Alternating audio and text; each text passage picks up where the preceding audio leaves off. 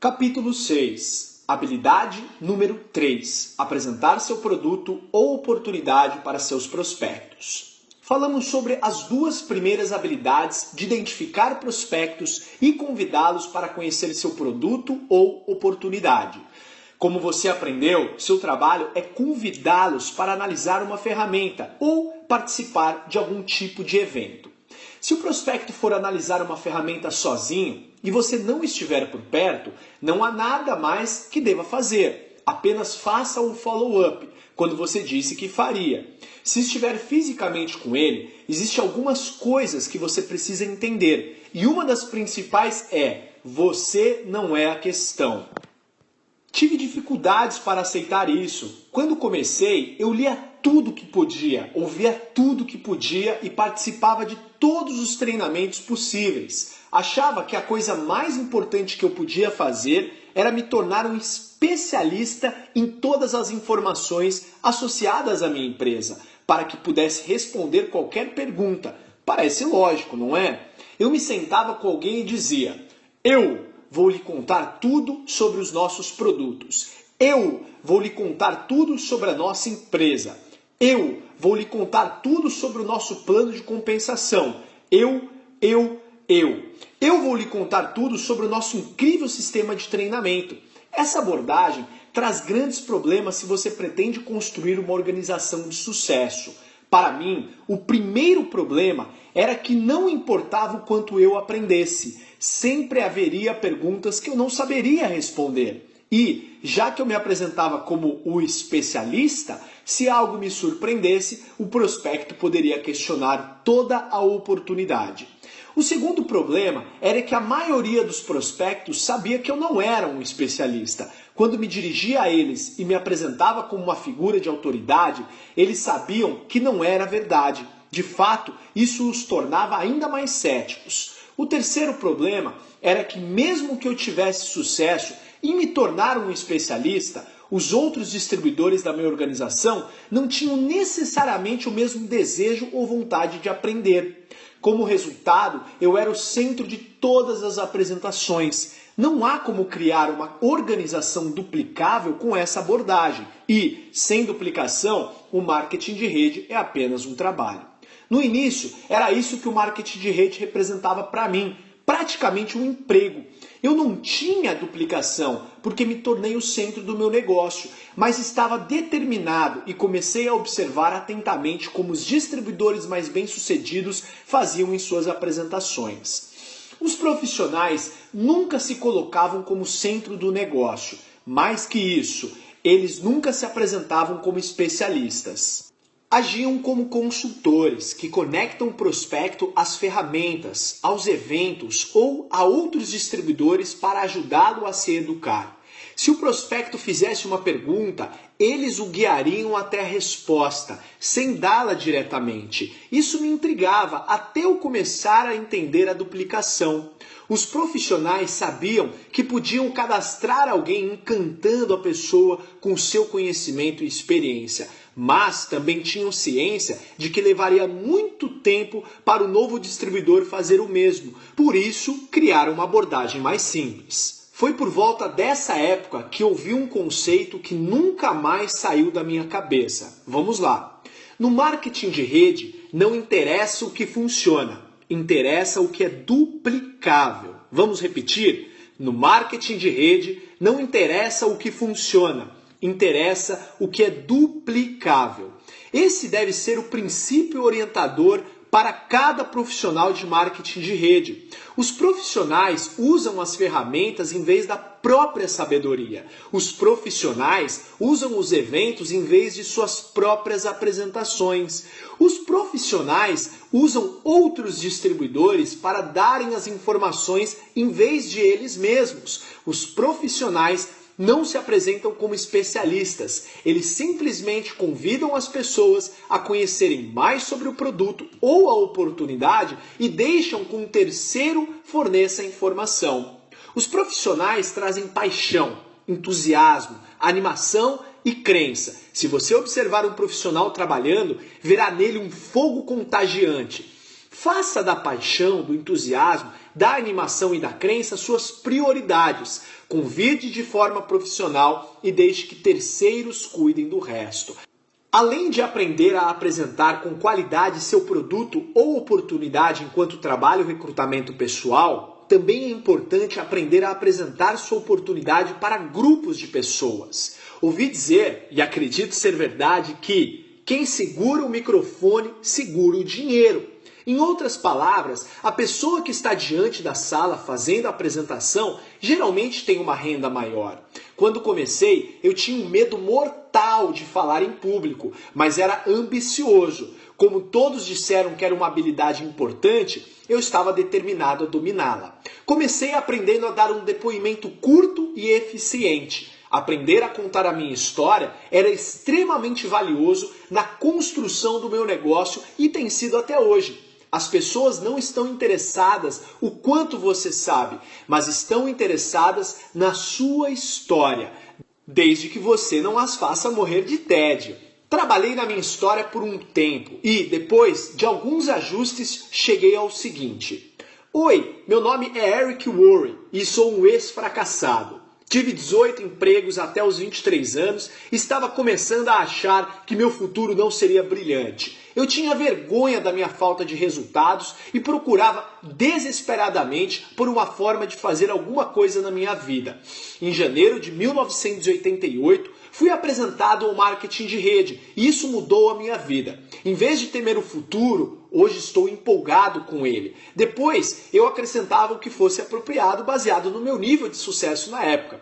O tema da minha história era: se eu consigo, todo mundo também. E funcionava. Eu usava toda vez, em reuniões abertas, caseiras, ligações, conferências, onde quer que fosse.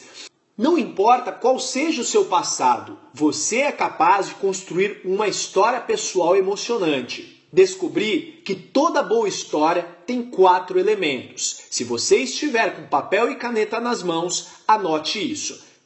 Número 1, seu passado. Número 2, as coisas que você não gostava no seu passado. Número 3, como o marketing de rede ou sua empresa apareceram para resgatá-lo. Número 4, seus resultados ou como você se sente sobre o seu futuro. Dedique algum tempo para criar sua história e comece a contá-la sempre que tiver a oportunidade.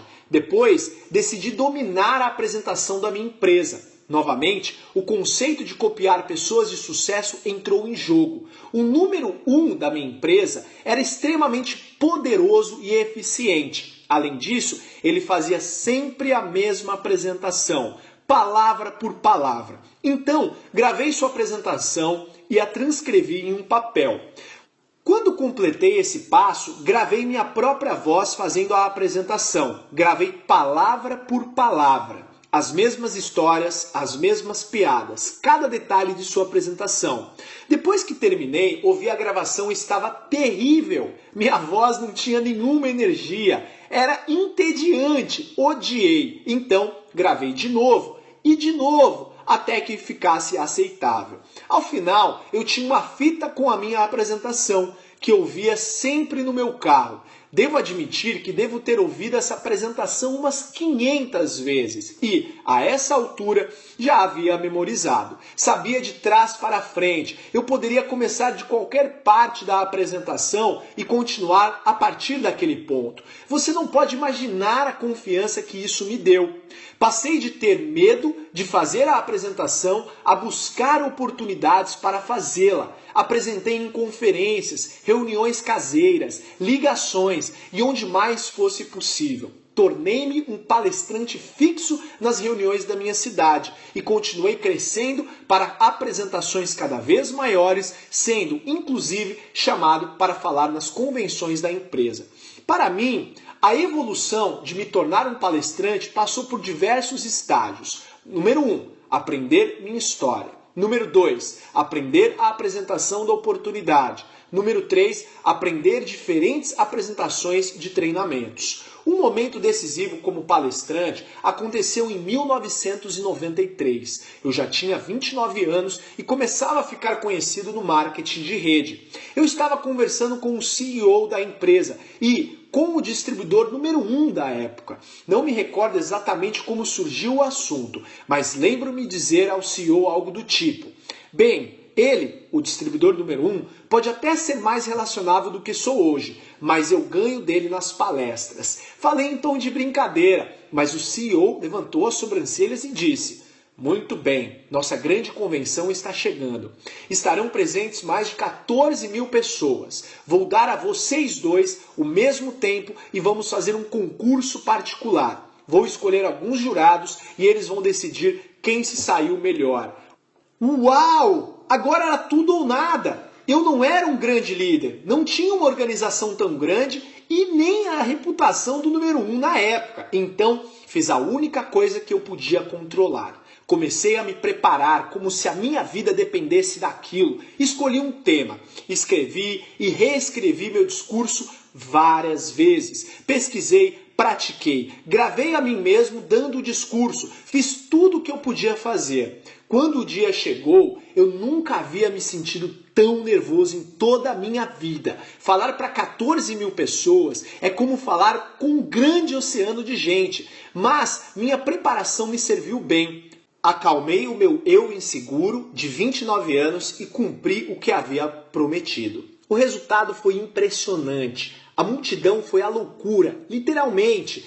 Senti o meu corpo entorpecido ao sair do palco enquanto a plateia aplaudia e me sentei para ouvir o discurso do número 1. Ele fez um bom trabalho, mas devo admitir que foi uma sensação inigualável ouvir o CEO me parabenizar por ter vencido o nosso pequeno concurso. Foi definitivamente um momento decisivo. Aquele discurso ficou perdido por muito tempo, mas recentemente encontraram uma cópia. Se você quiser, você pode ouvi-lo acessando este link: www.networkmarketingpro.com/call to action. Minha voz está um pouco mais jovem, mas sou eu mesmo. Para resumir este conjunto de habilidades, lembre-se de alguns pontos importantes. Número 1. Quando estiver prospectando, você é o mensageiro, não a mensagem. Saia da jogada e use uma ferramenta. Número 2. Aprenda a contar sua história de maneira que seus prospectos fiquem curiosos para ouvir mais. Número 3. Quando se trata de apresentar para uma grande quantidade de pessoas, o segredo é a preparação. Quando se está preparado, você se diverte. Capítulo 7. Habilidade número 4. Fazer o follow-up com seus prospectos. No marketing de rede, dizem que a fortuna está no follow-up, acompanhamento. Acredito que seja verdade, pois a maioria das pessoas no marketing de rede não faz nenhum follow-up, pelo menos não como profissionais. Você precisa entender alguns conceitos importantes se quiser dominar esta habilidade. Conceito número 1. Follow-up é fazer o que você disse que faria. Se você diz que vai ligar em um horário específico, faça isso. A profissão do marketing de rede é cheia de pessoas que ficam super animadas em um instante e logo em seguida deixam de agir. Desenvolva seu negócio com um calendário físico ou eletrônico. Seja aquele que sempre faz o que diz que irá fazer. As pessoas o respeitarão por isso. Eu vendi imóveis um ano antes de me envolver com marketing de rede. Meu pai e eu éramos sócios de uma empresa. Um dia eu estava no escritório e um senhor chamado Chuck Aycock chegou para uma reunião às 10 horas com o meu pai. Eram 9h55 e meu pai ainda não estava no escritório. Cumprimentei Chuck e disse a ele que certamente meu pai chegaria logo. Exatamente às 10 horas, Chuck se levantou e disse: "São 10 horas, seu pai não está aqui. Peça para ele me ligar se quiser remarcar a reunião." Eu não podia acreditar. Ele foi até o escritório e simplesmente para ir embora 30 segundos depois do horário marcado. Respondi: "Senhor Aycock, tenho certeza de que ele estará aqui a qualquer minuto. O senhor não precisa ir embora." Então ele me disse algo que nunca esquecerei. Ele afirmou: Rapaz, ou você está adiantado ou está atrasado. Ele está atrasado e meu tempo é valioso. Peça para ele me ligar se quiser remarcar. E saiu. Meu pai apareceu às 10h10, esperando encontrar Chuck. Eu contei o que havia acontecido e ele ficou tão chocado quanto eu. Meu pai não costumava se atrasar. Naquela manhã, em particular, ele foi um pouco descuidado com o horário. Eles remarcaram a reunião e percebi com o passar dos anos que meu pai sempre estava adiantado para seus compromissos com o Sr. Aycock. Qual é a moral da história? Para mim, a lição foi que as pessoas respeitam quem faz o que diz que iria fazer. Elas também respeitam quem valoriza seu próprio tempo. Se você diz que vai fazer o follow-up em um determinado horário ou em uma determinada forma, faça ou remarque seu compromisso com bastante antecedência. Conceito número 2. O único motivo para fazer uma apresentação é marcar a próxima apresentação. Quando eu comecei, eu concluía toda a apresentação perguntando: o que você achou? Ninguém me disse que isso era uma das piores coisas que eu poderia fazer. Parecia a sequência natural do que dizer, mas meus resultados eram péssimos. Pedi ajuda a um dos primeiros mentores no meu negócio, Eric. O único motivo para fazer uma apresentação é marcar a próxima apresentação. Isso para mim foi arrebatador. Pensei que o motivo para uma apresentação fosse cadastrar o prospecto. Ele explicou que, se você terminar cada apresentação agendando a próxima, no final o prospecto será educado sobre a oportunidade e tomará uma decisão bem informada. O objetivo em minha mente passou de conseguir o prospecto na primeira apresentação para simplesmente manter o processo vivo, agendando o próximo follow-up e depois o próximo e o próximo, até ele tomar uma decisão. Quando fiz essa pequena mudança, meus resultados melhoraram dramaticamente. Falamos nos capítulos anteriores sobre como convidar seu prospecto de forma profissional para conhecer o que você tem a oferecer. Ao final desse processo, comentamos vários passos para agendar a próxima apresentação, ou seja, sua ligação de follow-up. Esse foi seu próximo compromisso. Ao fazer a ligação, você vai perguntar se o prospecto analisou o material. Ele dirá: não tive tempo, ou sim, analisei. Em ambos os casos, vamos falar sobre como você vai marcar a próxima apresentação. Se ele disser que não teve tempo de analisar o material, é importante que você não mostre seu descontentamento com sua falta de comprometimento. Parece brincadeira, mas muitas pessoas simplesmente falam para seus prospectos: mas você tinha dito que viria com certeza. Obviamente, isso não ajuda a criar aquele bom relacionamento que você está buscando. A melhor forma de responder é: não tem problema, entendo que às vezes a vida é um pouco corrida. Quando você acha que terá visto com certeza? Talvez você ache que, com certeza mesmo, seja um pouco de exagero, porém tenho usado isso por décadas nessa situação de follow-up e o faço porque funciona. De qualquer modo, use a linguagem que preferir para marcar a próxima ligação e siga os mesmos passos para conseguir o compromisso de tempo. Assim que confirmar, incluindo a data e horário da próxima ligação, a próxima apresentação, desligue o telefone e ligue de volta quando disse que o faria. Se você ligar na data combinada e o prospecto ainda não tiver analisado o material, apenas repita o processo até que ele o faça. Lembre-se, ele está agendando o compromisso e você está sendo profissional realizando o acompanhamento como disse que faria. Se você ligar para o prospecto e ele disser que sim, que analisou o material, então é hora de fazer algumas perguntas inteligentes. Primeiro, você não vai perguntar: o que você achou? Isso simplesmente convida a parte crítica da mente dele para criar objeções que pareçam inteligentes. A melhor pergunta que já usei no follow-up é: do que você mais gostou? Vou fazer novamente essa pergunta. Do que você mais gostou? Essa pergunta o levará em uma direção muito positiva e dará pistas do seu nível de interesse. Se ele disser o produto, sua próxima apresentação provavelmente deve ser relacionada ao produto. Se ele disser liberdade financeira, sua próxima apresentação deve ser relacionada à oportunidade. Outra ótima pergunta é: em uma escala de 1 a 10, sendo 1 nenhum interesse e 10 que você está pronto para iniciar, onde você se encontra neste momento? Com essa pergunta, qualquer resposta acima de 1 é boa. Significa que ele tem algum interesse. Na maioria das vezes, você vai ouvir algo entre 5 e 6. Não importa qual é o número que o prospecto diga. Tudo que você vai fazer é perguntar como pode ajudá-lo a conseguir um número maior. Geralmente a resposta vai seguir a mesma linha do que foi dito, do que você mais gostou. Se a resposta for muito positiva e o número relativamente alto, você pode ir diretamente para o processo de fechamento. Vamos falar sobre isso na próxima sessão. Se não for um sinal verde óbvio, simplesmente marque uma próxima apresentação. Ele pode querer experimentar o produto, então você o ajuda com isso e agenda uma data para o follow-up. Um horário para ligar e receber um feedback da experiência. Ele pode querer entender o plano de compensação, então você agenda um horário para se encontrarem e falarem a respeito, a próxima apresentação. Ele pode querer falar com a esposa ou o esposo, ou então você entrega alguns materiais que possa compartilhar com o cônjuge e agenda um horário para fazerem um follow-up juntos, a próxima apresentação. O que quer que seja, você nunca termina uma apresentação sem agendar a próxima. Nunca. Se fizer isso, já era.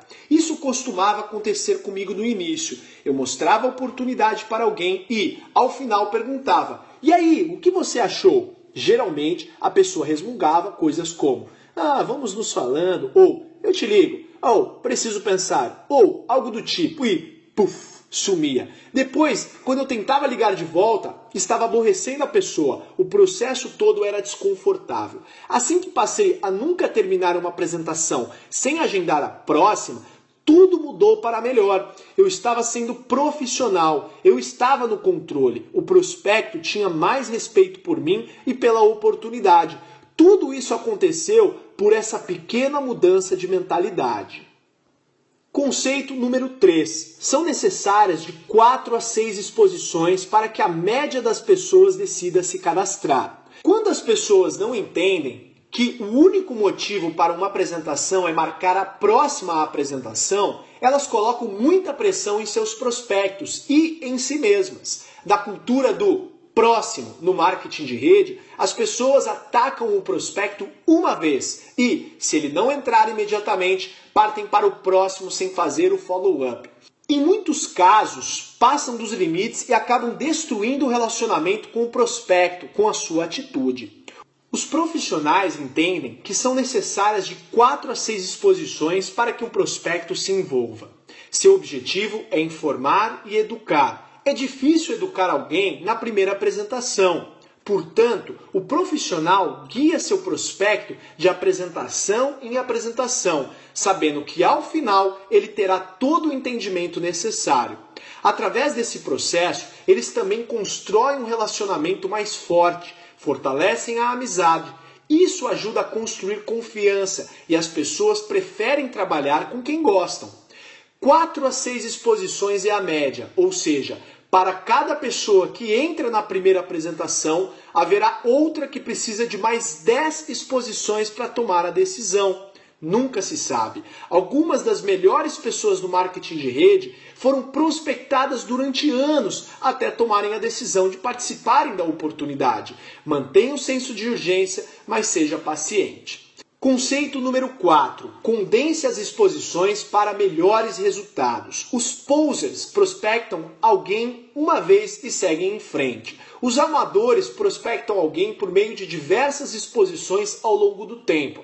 Já os profissionais condensam essas exposições no mínimo espaço de tempo possível. As pessoas vivem ocupadas e são constantemente distraídas pela vida. Quando você se aproxima delas para mostrar algo novo, é importante manter seu interesse. A melhor forma de fazer isso é aproximar as exposições o máximo possível. Se você for devagar, pode começar enviando um vídeo. Algumas semanas depois, você pode convidar o prospecto para uma conferência telefônica. Após um mês, você pode enviar o link para uma conferência online. No mês seguinte, organizar uma ligação com você e outro distribuidor. Esse processo é lento e difícil, porque a cada apresentação, o prospecto tende a se distrair com a vida. É quase como começar tudo de novo a cada vez. Por outro lado, se você pedir ao prospecto para assistir um vídeo, logo na sequência participar de uma conferência telefônica e em seguida experimentar o produto, depois já conduzi-lo a uma conferência online e, na sequência, levar a uma reunião presencial ou qualquer combinação das exposições que a sua empresa utilizar e fizer tudo isso em uma semana, estará dando a ele a oportunidade de realmente pensar sobre como isso pode mudar a sua vida. Perguntas e objeções. A cada passo do processo de recrutamento, você enfrentará perguntas e objeções. É natural. Grande parte do tempo, o prospecto usará isso apenas para parecer inteligente. Ele não quer parecer fácil. Por isso, solta todas as objeções para se sentir melhor. Como você responde é extremamente importante. Se agir de forma defensiva, plantará uma semente de dúvida na cabeça dele. Se agir de forma ofensiva, irá afugentá-lo. Lembre-se, nosso objetivo é informar e educar. Não é vencer uma discussão. Nosso trabalho é ajudar os cegos a enxergarem.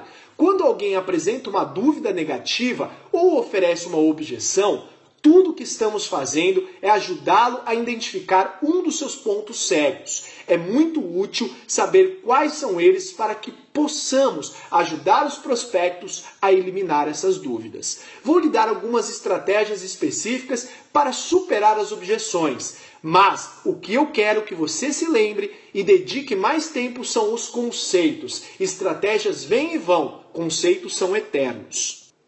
Descobri que objeções sempre caem em uma de duas categorias. A primeira é a crença limitante do prospecto em suas habilidades. Ele não sabe se terá sucesso. A segunda é uma crença limitante no marketing de rede. Ele não sabe se o marketing de rede irá ajudá-lo a conquistar seus sonhos na vida. Para ambas as categorias, um dos melhores conceitos é a empatia. Como você se relaciona com as pessoas. E a melhor maneira que conheço para me relacionar com as pessoas é mostrar que você é exatamente como elas. Teve as mesmas dúvidas, as mesmas perguntas, os mesmos medos e os superou. Acredite se quiser, mas a sua história e as histórias dos outros serão mais úteis para superar objeções do que qualquer outra coisa. Há uma velha tática chamada sente, sentia, descobrir. Vamos repetir. Sente, sentia, descobrir. Ela funciona com o conceito da empatia. Quando um prospecto aponta uma objeção, você responde da seguinte forma. Sei como você se sente. Eu também me sentia assim. Mas veja só o que eu descobri. Lembre-se, sente, sentia, descobrir. Sei como você se sente. Eu também me sentia assim. Mas veja só o que eu descobri. Você pode usar quase sempre essas mesmas palavras com grande sucesso. Também poderá modificar a frase baseando-se na sua história e na do seu prospecto. Quando os prospectos têm uma crença limitante sobre as suas habilidades, as objeções comuns nesta categoria são: não tenho dinheiro, não tenho tempo, não tenho perfil, não sou bom em vendas, não conheço muita gente, sou muito velho, muito novo, não tenho experiência.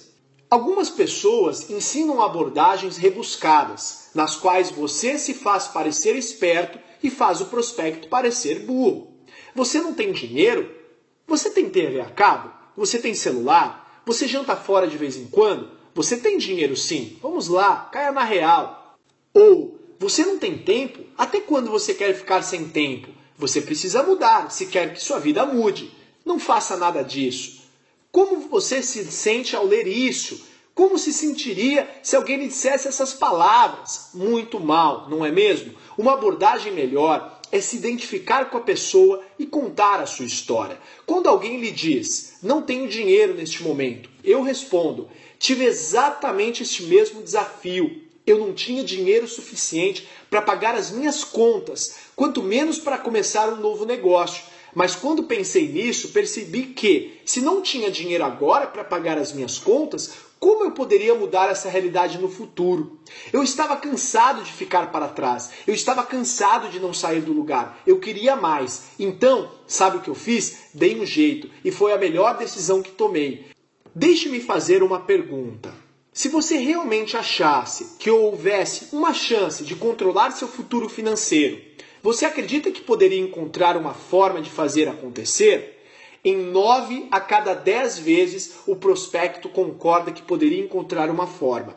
Mais uma vez, esqueça as palavras exatas e foque no conceito. Eu disse que passei pela mesma situação, que tive a mesma objeção. Contei sobre a minha dor e falei que encontrei um jeito de resolvê-la.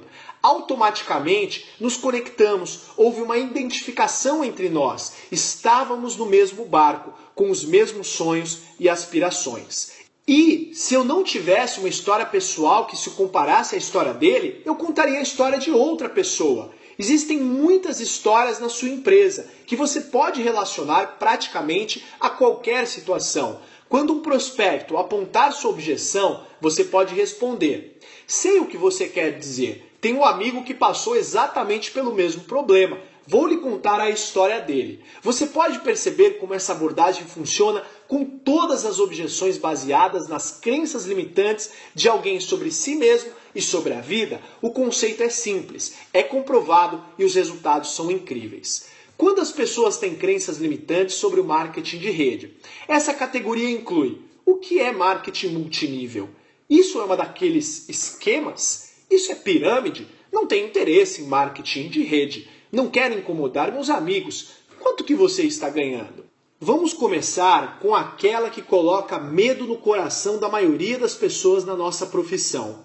Isso é marketing multinível? Ou variações como: isso não é um daqueles esquemas, não é? Isso é pirâmide? Não tenho interesse em marketing multinível.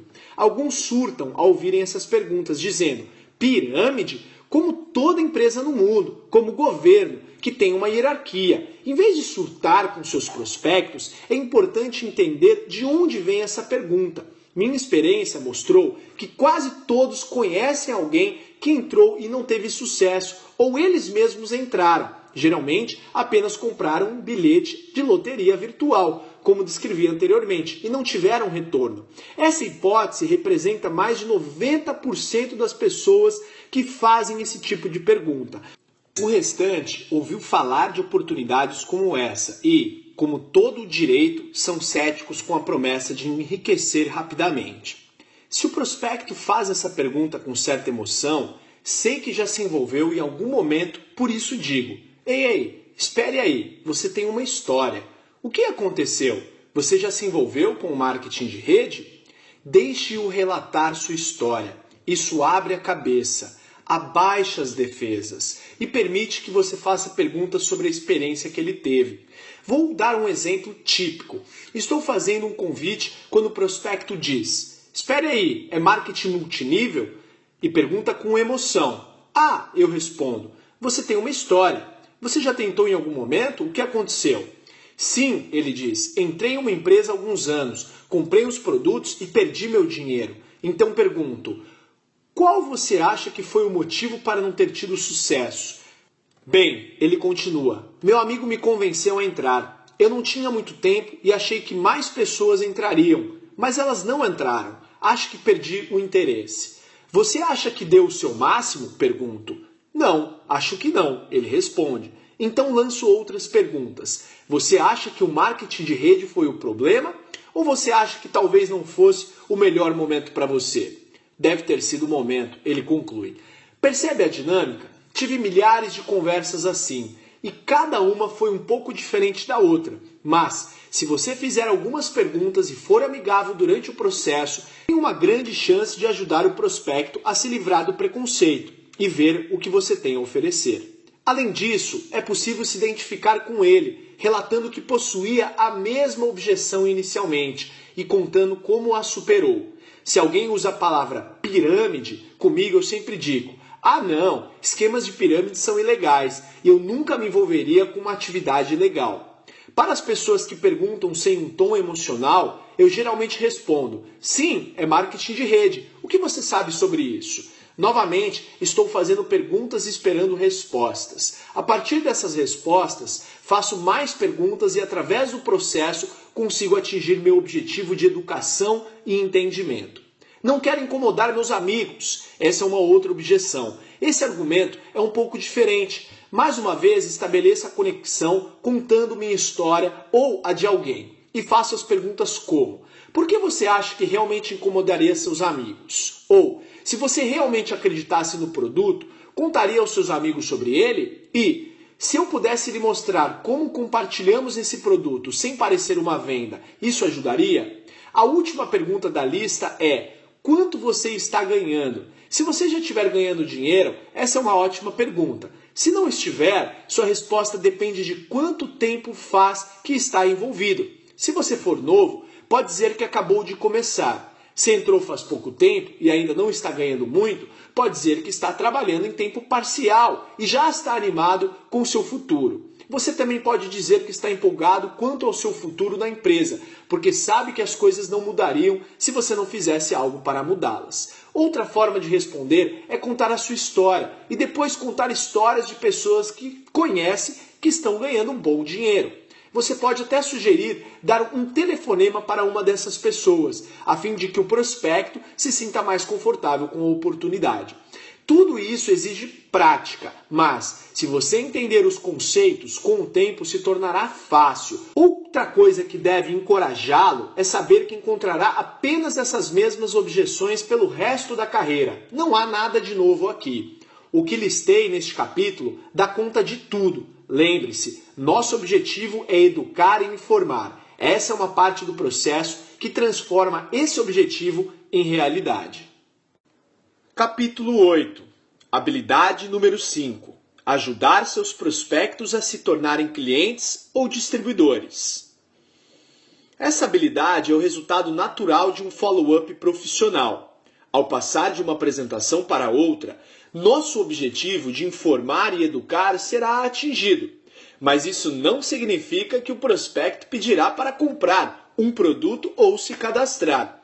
É seu trabalho guiá-lo para uma decisão.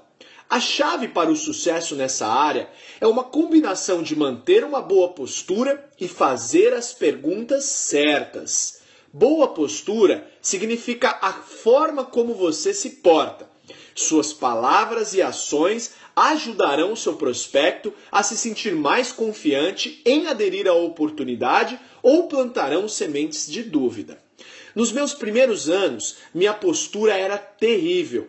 Eu estava tentando conseguir pessoas, em vez de perseguir o objetivo mais nobre, que era educar e informar. E os prospectos sentiam as minhas intenções. Eu estava muito conectado emocionalmente aos resultados. Pode-se até dizer que eu era carente. Toda vez que eu chegava a essa etapa do processo, eu queria muito, muito, muito. O prospecto podia sentir minha conexão emocional e quase sempre isso o afugentava. Por causa dessa falta de resultados e, sem perceber, comecei a presumir que as pessoas não se interessariam. E essa suposição começou a contaminar tudo o que eu fazia, levando ao resultado previsível de o prospecto não entrar. Na maioria das vezes, eu não estava preparado. Não tinha os formulários, os materiais ou o que quer que fosse necessário. Pense no impacto subconsciente que isso tinha sobre os meus prospectos. Parecia que tudo o que eu fazia projetava uma falta de crença e de profissionalismo. Em vez de fazer perguntas e escutar atentamente as respostas, eu simplesmente falava e falava. Estava mais focado em ser interessante do que em estar interessado. Prospectos não gostam disso. Ninguém gosta. Mais uma vez, segui meu padrão de modelar os profissionais. Observei o que os melhores em fechamento faziam e comecei a copiá-los. Entrevistei os que tinham mais resultado para saber o que faziam de diferente. E, aos poucos, comecei a perceber as falhas na minha abordagem. Primeiro, aprendi que os profissionais são emocionalmente desapegados do resultado. Vou repetir. Aprendi que os profissionais são emocionalmente desapegados do resultado. Em outras palavras, seu objetivo é educar e informar, enquanto ajuda o prospecto a tomar uma decisão que impactaria positivamente a sua vida. São o oposto de uma pessoa carente. Não estão tentando conseguir ninguém, estão sinceramente tentando ajudar. Segundo, são muito confiantes em sua abordagem. Esperam que a pessoa entre porque sua crença de que a oportunidade beneficiará o prospecto é muito forte. São assertivos. Muitos deles ficam sinceramente chocados quando alguém não decide se envolver. Terceiro, foi interessante aprender que eles promovem a si mesmos tanto quanto promovem o produto ou a oportunidade. O que quero dizer é que eles ajudam o prospecto a tomar uma decisão dizendo: você tem a mim. Ao se promover, não é do tipo, vou fazer tudo por você. É mais para, temos um ótimo produto e uma ótima oportunidade. Mas eu vou levar esse negócio para o topo e podemos fazer isso juntos. Isso dá às pessoas a tranquilidade de saber que não precisam aprender tudo sozinhas. Quarto, estão sempre preparados. Sempre. Eles têm tudo do que precisam para cadastrar e iniciar uma pessoa imediatamente. Materiais, formulários, computador, tablets, o que for necessário. E quinto, fazem pergunta atrás de pergunta e são ótimos ouvintes. Agem como consultores, ajudando alguém com um problema. Os melhores consultores do mundo precisam fazer uma série de perguntas antes de poderem oferecer uma solução. Os profissionais de marketing de rede utilizam perguntas como sua ferramenta mais poderosa. Como pode imaginar, levei um tempo para descobrir tudo isso. E aprender foi apenas metade da batalha. Uma coisa é ter a informação, outra é colocá-la em prática, colocá-la em ação. Eu não era talentoso como os profissionais, mas podia copiar o que faziam. Por isso, comecei a simplesmente agir como eles agiam. Eu fingia que era emocionalmente desapegado, embora não o fosse no início. Fingia que estava confiante de que as pessoas entrariam, embora não estivesse no início. Comecei a dizer às pessoas: e você tem a mim, apesar de não achar que isso fosse grande benefício no começo para ela. E eu estava sempre preparado. Comecei a fazer muitas perguntas, focando mais em estar interessado do que em ser interessante. E, conforme o tempo passava, eu acreditava mais e mais. O mesmo pode acontecer com você. Abordemos as perguntas. Se você fosse um consultor e seu trabalho fosse descobrir se uma oportunidade era adequada para o seu cliente ou não, como você agiria? Faria as perguntas certas, não é? No processo de ajudar um prospecto a tomar uma decisão positiva sobre a sua oportunidade, você fará a mesma coisa. Mas, em vez de perguntar o que você acha, que não leva a lugar algum, aprenda a fazer as perguntas que o levam a uma direção favorável. Vamos lá. Faz sentido para você? Do que você mais gostou do que acabou de ver? Incrível, não é mesmo? Consegue enxergar como isso pode ser uma oportunidade incrível para você e para sua família? Dentre esses exemplos, o que mais uso é: do que você mais gostou? A resposta a essa pergunta é quase sempre positiva e fornece pistas do que mais interessou ao prospecto. Depois, gosto de dizer: deixe-me fazer uma pergunta. Em uma escala de 1 a 10, sendo 1 que você não tem nenhum interesse e 10 que você está pronto para começar imediatamente, onde você está? O prospecto dará um número. E normalmente o número deixa óbvio se ele precisa de mais informações antes de tomar a decisão ou se está inclinado a começar agora.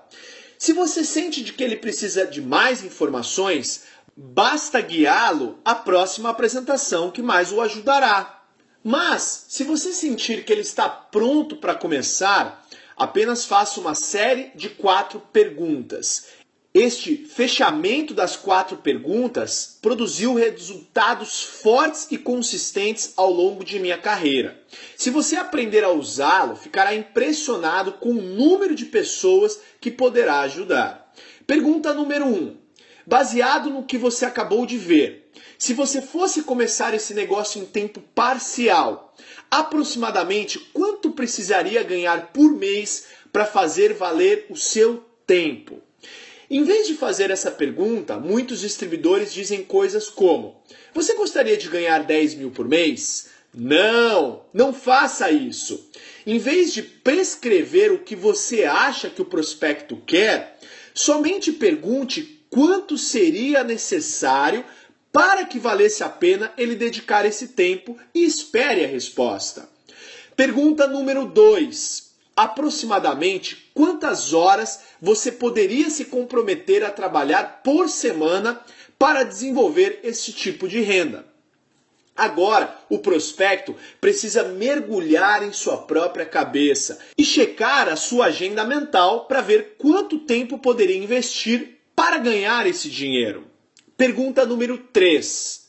Por quantos meses você trabalharia esse número de horas para desenvolver essa renda? Essa pergunta o faz pensar sobre o seu nível de compromisso, se quer a renda apontada na pergunta número 1. Pergunta número 4. Se eu pudesse mostrar a você como desenvolver uma renda, e aí você foca na resposta da pergunta número 1.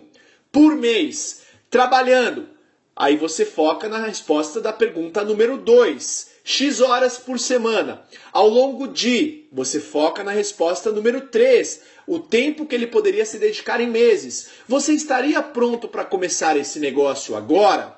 Na maioria das vezes, você receberá uma resposta positiva. E quando as pessoas dizem, claro, mostre-me como, você pode mostrar seu plano de compensação e traçar um planejamento razoável para que alcancem seus objetivos. Existem raras ocasiões em que as pessoas respondem números que não são realistas. Podem dizer que querem 10 mil por mês trabalhando 2 horas por semana durante um mês. Não é comum acontecer, mas acontece. Se você enfrentar essa situação, haja como um consultor e diga: desculpe, mas suas expectativas são altas demais. Você pode ganhar 10 mil por mês, mas precisará de mais horas e de mais meses do que está disposto a se comprometer. Se estiver disposto a mudar essas expectativas, podemos conversar. Se você não obtiver uma resposta positiva a essas 4 perguntas, tudo bem. Apenas significa que o prospecto precisará de mais exposições para tomar uma decisão de qualidade. Agende a próxima apresentação e repita esse mesmo processo ao terminar. Tal habilidade precisará de treino, mas lhe servirá para o resto da sua carreira. Se você estiver cansado de tantas pessoas pensando e nenhuma tomando uma decisão, isso o ajudará. Capítulo 9. Habilidade número 6. Ajudar seu novo distribuidor a começar da maneira correta. No marketing de rede, as pessoas investem enorme esforço, tempo e dinheiro para cadastrarem alguém e depois desperdiçam todo o investimento, deixando seus novos distribuidores descobrirem tudo sozinhos. Os profissionais não agem assim. Eles ajustam as expectativas, ajudam a conseguir resultados rápidos e continuam guiando o novo distribuidor ao longo das diversas fases da nossa profissão. Fui afortunado por ter um mentor logo no início, chamado Michael Nelson, muito habilidoso em guiar novos distribuidores. Michael não era meu upline, mas era claramente o líder na minha cidade. Além disso, tinha muita experiência na nossa profissão. Então, eu ouvia o que ele dizia, observava suas atitudes e fazia milhares de perguntas. Naquela época, ele tinha um pequeno escritório perto da minha casa e eu estava sempre por perto, tentando aprender alguma coisa.